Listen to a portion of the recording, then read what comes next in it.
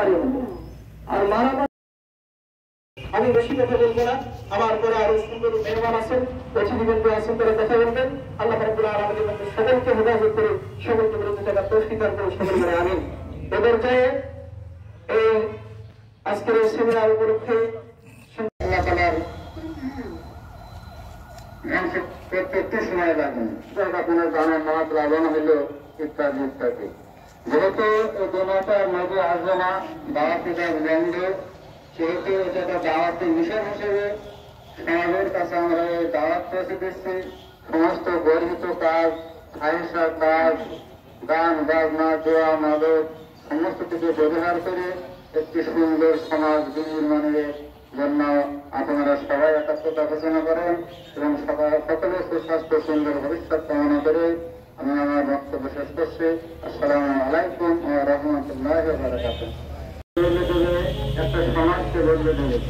আজকে বিগত সময় থেকে শুনে আসছি যেটা শিক্ষিত গ্রাম, এখানে গান বাজনা লাগানো কখনোই পরিহার করা যাবে না, বাজবেই বাজবে।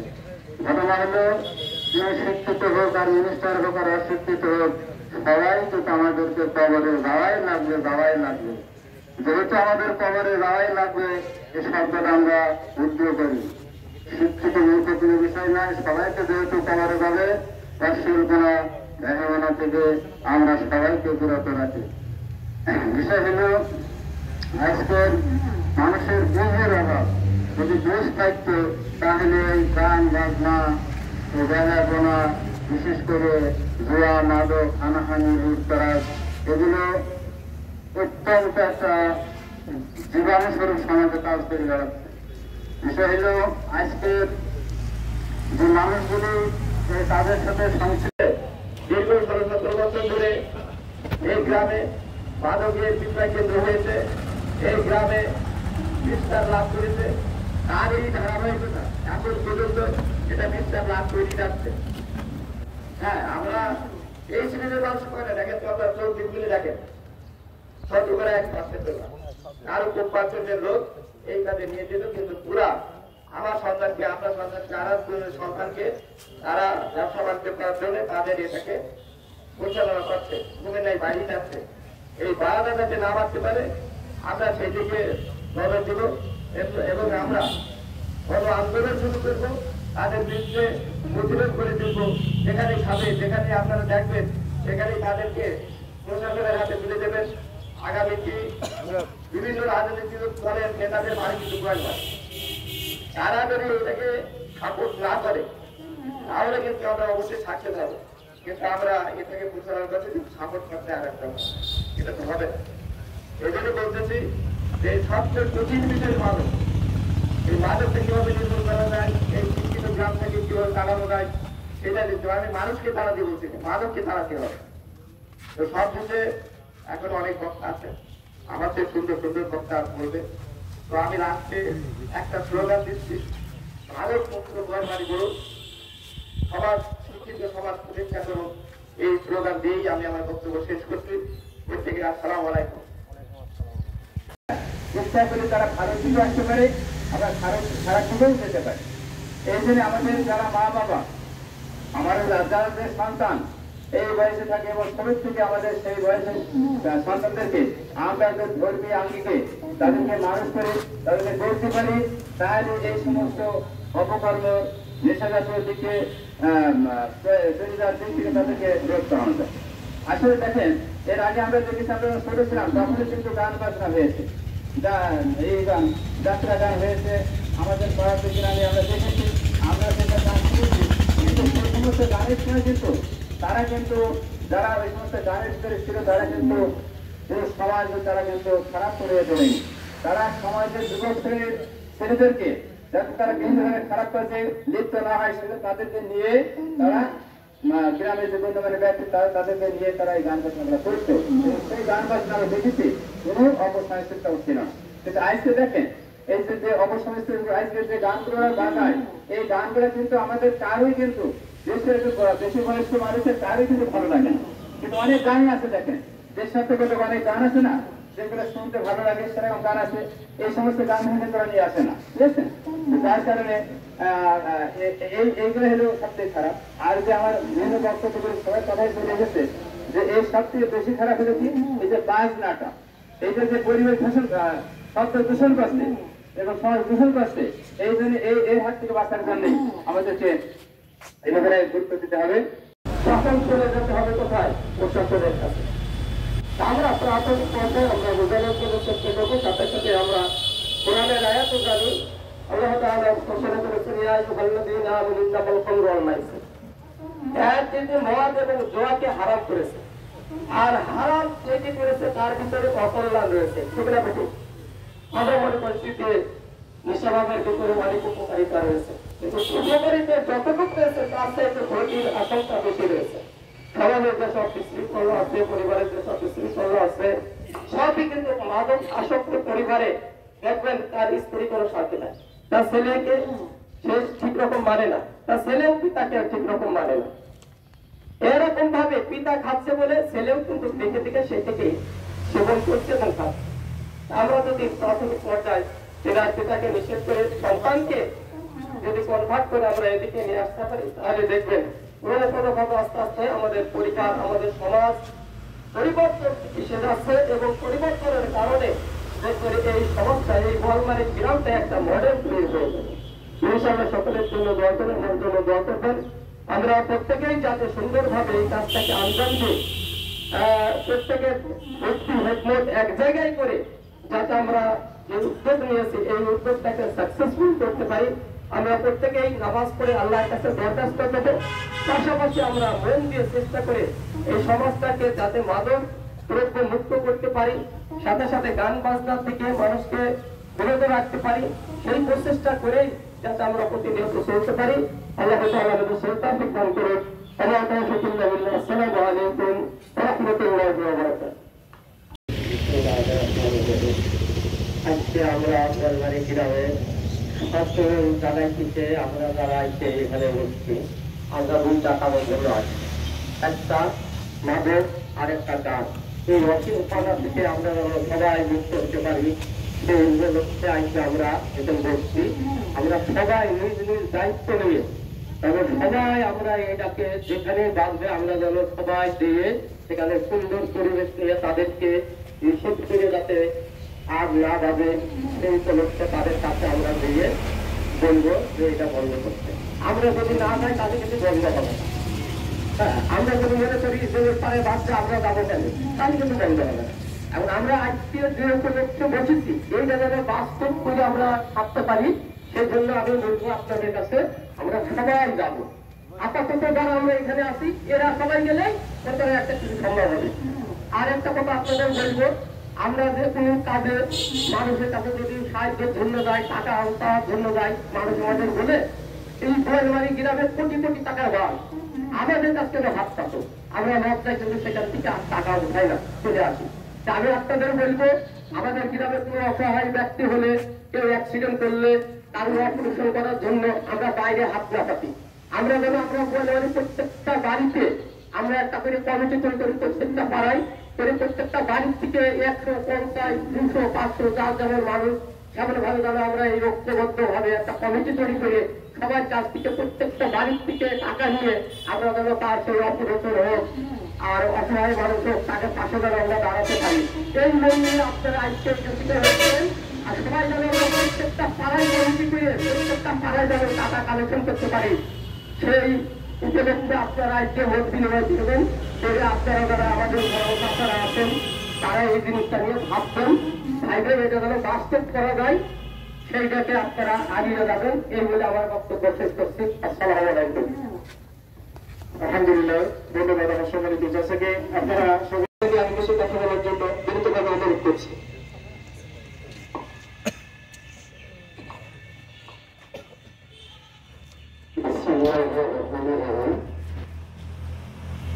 আজকে গোয়ালমারী গ্রামের একটি সুন্দর উদ্যোগ নিয়েছে আমাদের গ্রামের সম্মানিত ব্যক্তিবর্গ। আমার কাছে যে চিঠি করছে তাদের দেখছে যে কল্যাণপুর পিটনিয়ে এবং গোয়ালমার মধ্যে আজকের এই সামাজিক যে কার্যক্রম সমাজের যে নেশাজাতীয় দ্রব্য থেকে বিরত থাকার জন্য আজকে যে আয়োজন করা হয়েছে সেই আয়োজনের ধন্যবাদ জানিয়ে আমি কিছু কথা বলতে চাই। আসলে সামাজিক ব্যাধি যেগুলো আমাদের সমাজে মানুষ মানতেছে না, তারপরে আমরা এগুলো করে থাকি। যেমন আসলে ডিজে গানের উপরই বেশি একটা চাপ। ডিজে গানটা এমন একটা মানে অস্বস্তিকর বিষয় যেটা কেউ সমাজে মেনে নিতে চায় না। আমি একজন সদস্য হিসাবে আমিও এটাকে কোনো সময় সাপোর্ট করিনি, এখনো করতে চাই না। আমিও চাই যে দশজনের সঙ্গে একমত হয়ে এটাকে প্রতিহত করার জন্য। ডিজে যখন দেখি আমরা যে পিটার মোড়েতে বাজে, তখন আমার বাড়ি থেকে শোনা যায় যে এমন অবস্থা যে এখানে আমার বাড়িতে ঘুমানো যায় না, ওর একটা ঢোলের আওয়াজ থাকে সবসময়ের জন্য। তবে সামাজিক ব্যাধি যেগুলো আছে আমরা দেখি ডিজে আছে, নেশা, জয়া, বিভিন্ন ভাবে এই গ্রামে আনাচে কানাচে ঝড়ে জঙ্গলে হচ্ছে। আমরা কিন্তু সবাই অবগত, আমরা সবাই মোটামুটি জানি, কিন্তু আমাদের সেই প্রেক্ষাপট সেই কার্যক্রম গ্রামে চালু নয় বলে আমরা কাউকে এইভাবে তাদেরকে আমাদের পদে নিয়ে আসতে পারি না।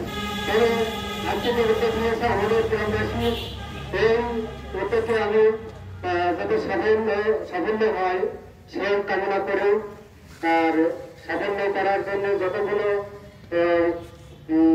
প্রশাসনিক সামাজিক লোক, সমাজের ব্যক্তিবর্গ যারা এর প্রতি হত করতে চাই এবং করতে হবে, সবাইকে আমি ধন্যবাদ জানাই। আর বিশেষ করে সামাজিক ব্যাধি বলতে কিন্তু আরো আছে সমাজে। আমরা দেখি একটা বাল্যবিবাহ কিন্তু সামাজিক ব্যাধি, এটা কিন্তু এর মধ্যে নিয়ে আসতে হবে।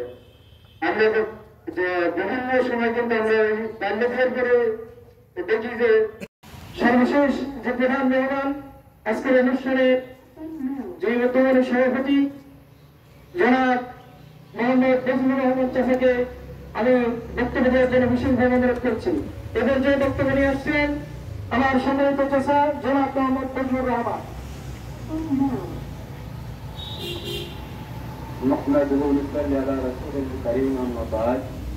আদায় করি সেই মহান রব্বুল আলামিনের দরবারে, যিনি সারা জাহানের সবকিছু সৃষ্টি করার পরে মানুষকে সৃষ্টি করেছেন সর্বশ্রেষ্ঠ করে, এবং সাথে সাথে দুই জাহানের সর্দার আকাই নামদার সরদারে মদিনা আহমদ মুস্তফা, যিনি আল্লাহ তিন কাহিনীর মাধ্যমে লিখে দিয়েছেন মানুষের কি করে দুনিয়াতে শান্তি পেতে পারে এবং পরকালে মুক্তি পেতে পারে, সেই নবীর সামনে আমরা একটু সবাই মিলে দূর করে পড়ি সাল্লাল্লাহু আলাইহি ওয়াসাল্লাম। আজকে এই সভার বিভিন্ন পর্যায়ের দায়িত্বশীল ওলামায়ে কেরাম, এই গ্রামের মসজিদ এবং ঈদগাহ কমিটির বিভিন্ন পর্যায়ের দায়িত্বশীল এবং সামনে উপস্থিত ভদ্র গ্রামের বিভিন্ন পাড়ার জনগণ, আসসালামু আলাইকুম। আসলে আমি আজকে খুবই খুশি হচ্ছি যে এই গোয়ালমারির বুকে আমার মনে হয় যে আজ পর্যন্ত এই ধরনের একটা সভা, এই ধরনের একটা মিটিং করা হয়নি। কারণ এই গান বাজনা, নেশাজাত এবং মাদক একটা সমাজ কল্যাণমূলক একটা মিটিং, এই হলো গোয়ালমারি গ্রামের জন্য প্রথম।